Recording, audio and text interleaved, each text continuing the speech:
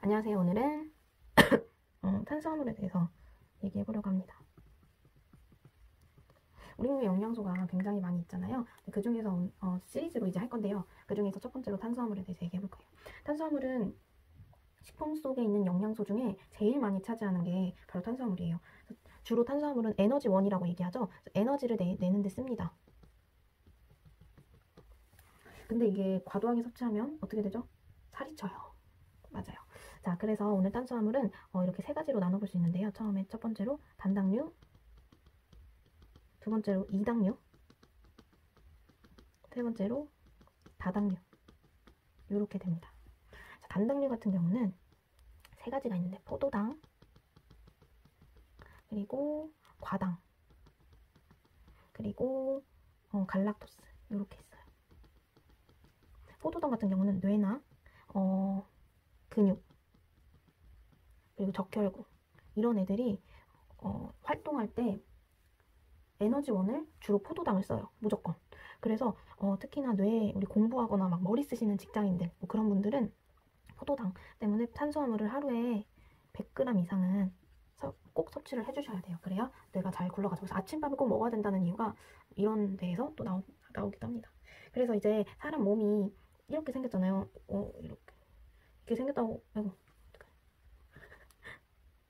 턱이 있고, 이렇게 아무튼 이렇게 생겼다고 가정을 하면 코가 엄청 크네. 아무튼 이렇게 생겼다고 가정을 하면 이제 입으로 우리가 섭취를 하죠. 그러면은 입에는 뭐가 있죠? 소화효소? 아밀라아제. 아밀라아제라는 소화효소가 있어요. 소화효소랑 만나면 소화가 되면서 단당류가 아니라 다당류죠. 작은 다당류로 이제 쪼개져서 입 안으로 들어가요.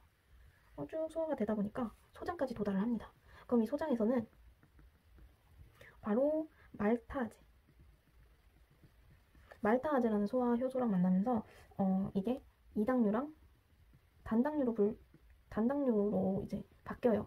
그래서 이게 이제 또 다시 간으로 가죠. 간에 가서 이제 뭐 각종 조직이나 근육이나 뭐 장기나 뭐 근육 이런 데로 이제 애들이 나가요. 이제 우리가 이제 일을 하러 갈게 이러면서 이제 여기서 이제 대사 과정을 거치죠. 근데 여기서 이제 하다가 이제 남네? 뭐 남네 이럴 수 있잖아요. 너무 과다하게 섭취해서. 그런 건 이제 어떻게 이렇게 될까요? 바로 지방으로 변해서 지방으로 축적이 됩니다. 그래서 또 탄수화물 너무 요즘 많이 먹잖아요. 그래서 탄수화물 뭐 중독이다 뭐 이런 얘기가 있을 정도로 좀 많이 먹기 때문에 많이 드시면 안 되고요. 적당량을 섭취해서 드셔야 합니다. 그리고 또 중요한 건 탄수화물이랑 이제 단백질도 주 에너지원이잖아요. 단백질 같은 경우는 뭐 조직 성장하게 하고 또 뭐 항체 생성하고 또 호르몬 같은 거 이거에 대해서 영향을 주는 애가 바로 단백질이에요. 근데 탄수화물을 너무 없게 또 안 먹으면 탄수화물을 너무 적게 섭취하면 이 단백질이 하는 일을 못하게 합니다. 왜냐면 나 탄수화물이 해야 되는 일이 있는데 오늘 탄수화물이 없어요. 단백질 나 좀 도와줘 이러면서 단백질이 있는 걸 끌어가요. 그래서 이 일을 못하게 해요. 그러면은 이제 또 몸에 또 문제가 생기겠죠. 그래서 또 탄수화물은 정말 먹어야 합니다. 근데 적당량 드시는 게 좋을 것 같아요. 그럼 탄수화물에 많이 들어있는 식품은 뭐가 있을까요? 바로 곡물에 많이 들어있어요. 근데 이 곡물 중에서도 우리가 주로 많이 먹는 게 백미잖아요. 백미, 쌀밥, 흰쌀밥. 이 흰쌀밥을 많이 먹게 되면 이 흰쌀밥은 단당류이기 때문에 포도당이 굉장히 많아요. 그래서 살이 많이 찌고 조금 위험하죠.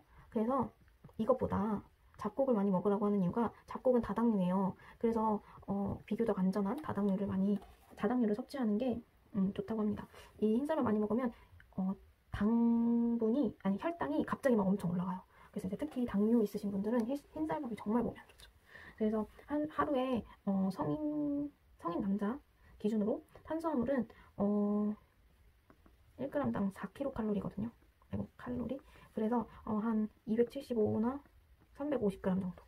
이 정도를 적당량 섭취하시는 게 가장 중요합니다. 그리고요. 또 탄수화물의 종류로 또 다른 종류의 탄수화물이 또 있어요. 많이 들어보셨을 텐데 바로 식이섬유입니다. 이것도 탄수화물의 일종이에요. 그래서 이거는 우리 몸에 소화되거나 흡수되지 않아요. 바로 몸에서 빠져나가는 이 식이섬유의 탄수화물의 한 종류인데요. 식이섬유 이제 소화기관을 거치면서 이제 다른 영양소의 소화 흡수에 영향을 줍니다. 그래서 또 이 식이섬유 같은 경우는 대변 잘 보게 하고, 그 다음에 다이어트, 이런 데 효과가 있죠.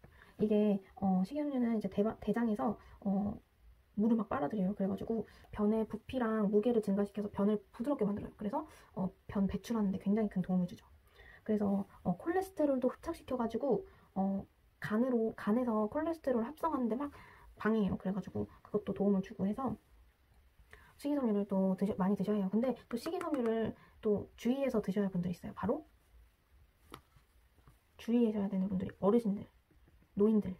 이분들은 이제 약간 나이가 드시다 보니까 소화 흡수 능력이 조금 떨어져요. 그 성인에 비해서. 그러니까 식이섬유를 많이 드실 때 물을 많이 드셔야 되는데 물을 많이 안 드시다 보면 변이 오히려 딱딱해지죠. 그래서 꼭 식이섬유 섭취하실 때 특히 어르신들은 물을 많이 드셔야 합니다. 그리고 이런 식이섬유 같은 경우는 뭐 채소나 과일 뭐 이런데 뭐 곡류, 해조류 뭐 이런데 많이 들어있어요. 그래서 이거 많이 드시고 또 하나 다른 탄수화물 종류로 바로 올리고당 많이 들어보셨죠? 올리고당 우리 마트에서도 많이 팔잖아요. 이 올리고당 같은 경우는 이 단당류가 뭐 2개에서 아무튼 뭐 10개 이하로 이렇게 합쳐져가지고 결합한 당이에요. 그래가지고 일반적인 당과는 조금 다른 분류로 있다고 해요. 근데 당뇨 이제 소화 효소에 의해서 아까 분해된다 했잖아요. 근데 이거는 분해되지 않고 대장까지 갑니다. 그래서 대장까지 한 번에 가서 얘네가 이제 소화할 수 있도록 도와주고 또 대장 안에 있는 세균들을 유익균을 같이 이제 힘을 키우는데 이제 도움을 주죠. 그래가지고 보통 이제 요즘에는 올리고당을 설탕 대신에 쓰시잖아요. 그래서 이제 설탕 대신 쓰잖아요. 근데 설탕 대신 쓰는 대신에 또 단맛도 좀 떨어져요. 그래서 많이 넣으시는데 또 이거는 또 칼로리가 있기 때문에 또 주의해서 넣으셔야 합니다. 그래서 이제 이번 국내에서도 이제 많이 막 팔고 있잖아요. 올리고당 같은 경우. 올리고당은 우리 마트에서 팔기 때문에 어떤 올리고당을 또 구입을 해야 하냐 하면 올리고당은 이제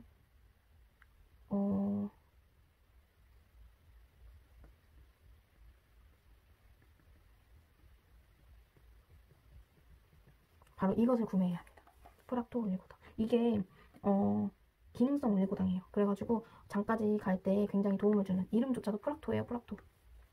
그래서 뭐 잘 보고 구입하셔야 돼요. 순수 올리고당이 몇 %가 있는지 잘 보고 구입을 하셔야 합니다. 오늘은 이렇게 탄수화물에 대해서 설명을 해드렸는데 다음 주는 이제 탄수화물 다음에 에너지원 단백질에 대해서 설명해 보도록 하겠습니다.